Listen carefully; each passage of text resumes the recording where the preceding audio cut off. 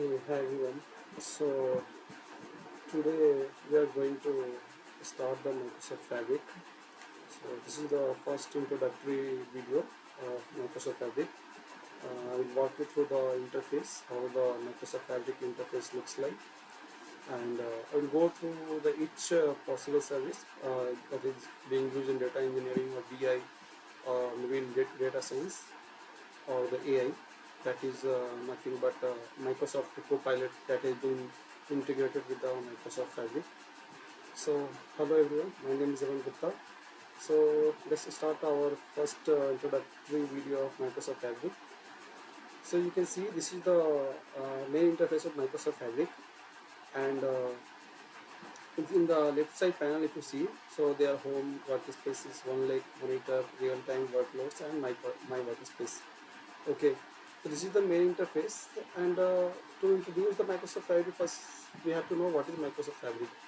So earlier Microsoft has introduced so many services like Azure Data Services, Azure Data Lake, Data Lake Storage, Azure Data Factory, Azure Logic Apps, Synapse, Data Science, the AI part. So earlier, if you have to use any service, either it's ADF, either you want to use Synapse, either you want to use some databases, either you want to use some SQL Server, you have to go to the portal.azure.com on the Azure website. You have to create the each services individually. Then you can leverage them, and you have to pay the cost for each of them individually, right?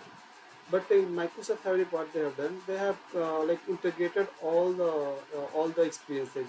Either it is data warehouse, either it is data lake house, either it is Synapse Data Science, Synapse Data Warehouse, Synapse Data Engineering, Power BI side, even the AI part, or Synapse Data Science part, right? So we'll walk through the each interface, and the most important part of Microsoft Fabric is they have introduced a unified lake storage that is called one lake. So if you see on the right hand side, sorry, left hand side, the third option is one lake. So whatever you do in the Microsoft Fabric, it gets stored in the one lake. So you can say this is the one of the biggest advantage of the using Microsoft Fabric. You don't have to go anywhere.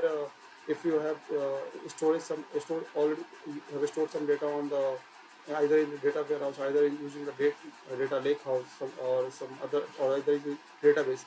So the unified storage system is nothing but lake house. Oh, sorry, one lake. So we'll walk through the option. So this is the home page that you can see. Here you can start with the new workspace, general, basic data analytics using SQL, medallion architecture you can follow, the lambda function you can design. So we'll walk through the workspaces one by one option. Here is the workspace. So they are currently have created three workspace, or one is by default my workspace. So what is the difference between the automatic workspace that is given as my workspace, or the like a manual workspace that you have created? That, like in my case, I have created DP700 Fabric Dev WS real-time data hub. So my workspace and this manual workspace both has a single difference. Like whatever the items you create in my workspace, you can't share it with other user. Let's suppose if you want to share the item, let's suppose the pipeline you have created or the notebook you have created in the like in the my workspace. So if you have some other user in your organization, and if you want to share that notebook to the other user, you can't share. You will not get the share item, right? But in the other workspaces, you can easily share the items with the other users in your organization.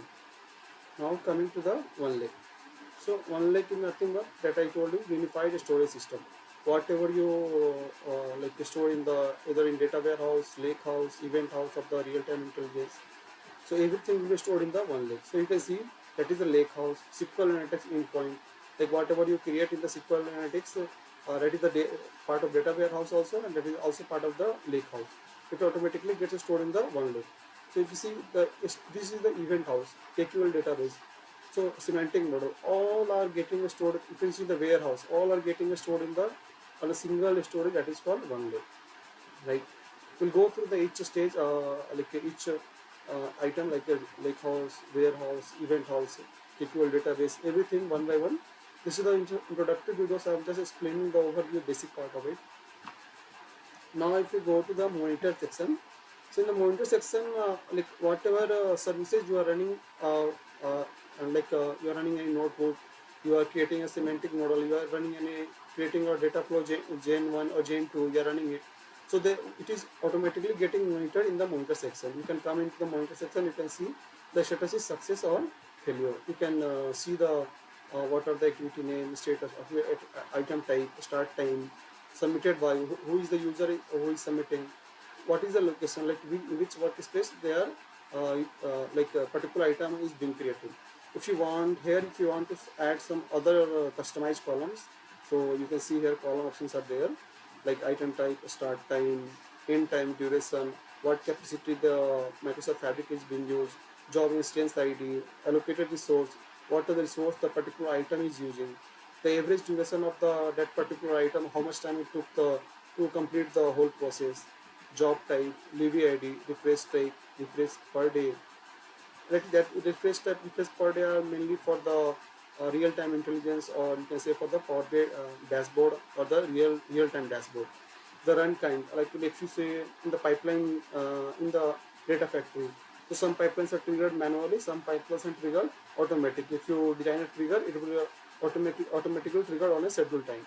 So that's the run kind, it is manual or the triggered one, upstream run and downstream run. So these are the customized columns that you can add here if you want to see some other parts, right? Now comes the real-time intelligence. So real-time intelligence is the one of the item, you can say, of the total Microsoft Fabric. So we have Synapse Data Warehouse, Synapse Data Engineering, Synapse Data Science. We have real-time intelligence, Data Activator, Synapse Data Science is there. So real-time intelligence is something like you can create your data source. So let's suppose either it is a Azure Event Hub, Azure IoT Hub, or you have some streaming data set you have somewhere. So you can bring it, you can import the data into the real-time intelligence hub. You can create a event house inside. You can ingest the data into the event house. The destination you can choose anything. Currently they are giving two options mainly: event house and the lake house. You can ingest the data into the event house or lake house, and you can work on that one. If you want to apply any transformation or something else, you can do that part. Also, while ingesting the data after in the lake house or event house, you can create a real-time dashboard, right? A real-time, you can create a real-time dashboard. Even if you want to do some transformation during ingestion only, once the data gets ingested into the real-time ingestion, starting ingesting with the event house. So in the starting of the ingestion or reaching to the destination, in between you can do some transformation also. So this is the real-time intelligence. Same like the in Apache Spark, we use structure streaming. Same kind of thing is being introduced here. The other option is workload. So workload is option like if you want some like creating any new more item. Uh, Currently they have given so many options, but if you want any other workload to be get added in the Microsoft Fabric, this is the customized workloads. If you want to add like Power Designer, Osmos AI Designer, Wrangler, SQL to Fabric mirroring, Q-test, Lumel, these all are in preview part. And the other who is not in preview, like Teradata AI, that you can add in your workload section. So this is the default workspace, that is the my. Currently I have not created anything. Uh, so you can see this is the interface. Now I will go to the one of the workspace. I will show you what is the looks inside. So I have created one data flow, data pipelines also I have created. So delta tables in Apache Spark I have created. Lakehouse has been created. Also, when you create a lakehouse, automatic semantic model or SQL analytics endpoint gets created, right? So using semantic model, you can create a Power BI report, right? And the SQL analytics endpoint, you can query the whatever data present in the lakehouse. You can query that data, but you can't. Only a DQL is allowed. Only select you can do. You can design a stored procedure like a function. Also you can write, but you can't do any DML operation like insert, update, delete. You can't do. Same thing in the warehouse you can do. When you create a warehouse, a warehouse gets created or semantic model gets created. Also I have created a Spark job, these things. So let's suppose if I want to create any new item. So what are the options we have available? You can see here from in the new item. So we can create a copy job. Copy job is nothing but just in the ADF. If you use a copy activity, so you define source, you define destination. If you want some dynamic thing, you can design a parameter from the source to the destination. So just if you copy job, if you just click on that one, you will get an interface and you can directly uh, give the source a destination. It will automatically copy it. So just they have created not in the ADF pipeline, but just an interface to just click down. You can select the source destination and the copy will be done. Then you create data pipeline. We'll go through the each option in detail in the upcoming session. You can create data flow gen 1, data flow gen 2. There is a minor difference between data flow gen 1 and data flow gen 2 of Power Visual Query that will come again. That is the event stream that I was talking about in the real-time intelligence. Like you can create an event stream either from the internal of Data Fabric or either from the Azure IoT Hub, Azure Event Hub, right? The Azure Cosmos DB that is in preview. Azure database you can create mirrored Azure database catalog tables, like whatever the catalog tables are present in the Databricks Unity catalog. You can mirror that table here. Azure SQL database, Azure mirror Azure SQL managed instance. These are in the preview. You can create a Snowflake also, and also you can create the notebook. That is same thing like Jupyter notebook if you have used, or either from the from Databricks notebook, works same, or either Synapse. If you have used notebook in Synapse, you can use that one also. The same feature is available in notebook also. You can create a Spark job definition if you have something like created notebook. If you have some like customized Python script that use some customized library, you can create a Python .py script. You can upload in the Spark job definition, and you can run it either on a particular interval, or you can schedule it also. Then the data mart is nothing but you can say the subset of a data warehouse that is in preview section. It will soon will be available. And then the event house. Event house is also the part of the real time intelligence. So it's a kind of work as a destination for the streaming data. Then lake house is there, sample warehouse, semantic model you can create. Warehouse is the option. So if you see there is a heading for each section. If you want to prepare data, you can use the Apache Airflow, Azure Data Factory, copy job, data pipeline, data flow gen 1, data flow gen 2, event stream, notebook, Spark job definition. If you want to analyze and train data, we have all these options. If you want to track data, this is the activator. That is also it is also the part of the real-time intelligence. Like where if you have some condition you have to define.